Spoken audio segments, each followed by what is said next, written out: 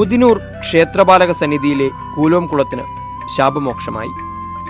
നാടിന്റെ ജലസമ്പത്തിൽ നിർണായക പങ്കുവഹിക്കുന്ന കുളം കേന്ദ്ര സർക്കാരിന്റെ അമൃത് സരോവർ പദ്ധതിയിൽ ഉൾപ്പെടുത്തിയാണ് നവീകരണം നടത്തിയത്. പ്രവർത്തനങ്ങൾ ദ്രുതഗതിയിൽ പുരോഗമിച്ചപ്പോൾ അതിന് ചുക്കാൻ പിടിച്ചത് ഈ നാട്ടിലെ തൊഴിലുറപ്പ് തൊഴിലാളികളാണ്.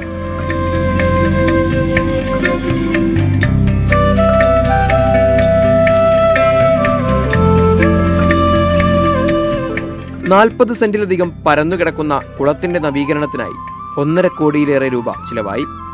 അമൃത് സരോവർ പദ്ധതിയിൽ നിരവധി കുളങ്ങൾ രാജ്യമൊട്ടുക്ക് ഏറ്റെടുത്തിട്ടുണ്ട്. പക്ഷേ കാസർഗോഡ് ജില്ലയിൽ ഇത്രയും വലിയ ഒരു 40 സെൻറ്റ് വിസ്തൃതിയിലുള്ള സ്ഥലത്ത് ഒരു വലിയൊരു കുളം പൂർത്തീകരിക്കുന്നത് ജില്ലയിൽ ആദ്യമായിട്ടാണ്. ഇതിൻ്റെ ഔപചാരികമായ ഉദ്ഘാടന കർമ്മം ജനുവരി മാസം 15-ാം തീയതി തിങ്കളാഴ്ച 3 മണിക്ക് ബഹുമാനപ്പെട്ട കേരള രജിസ്ട്രേഷൻ വകുപ്പ് മന്ത്രി ശ്രീ കടന്നപ്പള്ളി രാമചന്ദ്രൻ അവർ നിർവഹിക്കും.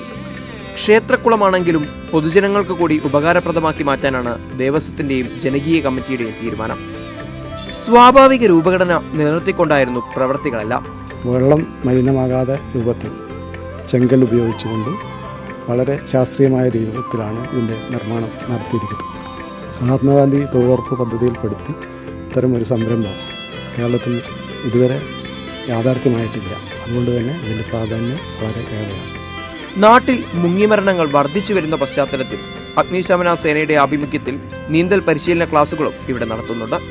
ക്ഷേത്രത്തിലെ ആചാരാനുഷ്ഠാനങ്ങൾക്കൊപ്പം പൊതുജനങ്ങൾക്കും കുളം തുറന്നു കൊടുക്കുന്നതിലൂടെ ദേവസ്വവും പടന്ന പഞ്ചായത്തും മുന്നോട്ട് വയ്ക്കുന്നതും സമാനതകളില്ലാത്ത മതേതര മാതൃകയാണ്. ക്ഷേത്രവുമായി ബന്ധപ്പെട്ട കാര്യങ്ങൾക്കായി മറ്റ് പുറത്തുള്ള ജനകീയ സ്വഭാവമുള്ള മറ്റു കാര്യങ്ങൾക്കായാലും ഈ കുളം വളരെ ഈ അവസ്ഥയിൽ ആയത് വളരെ സന്തോഷമുള്ള കാര്യം.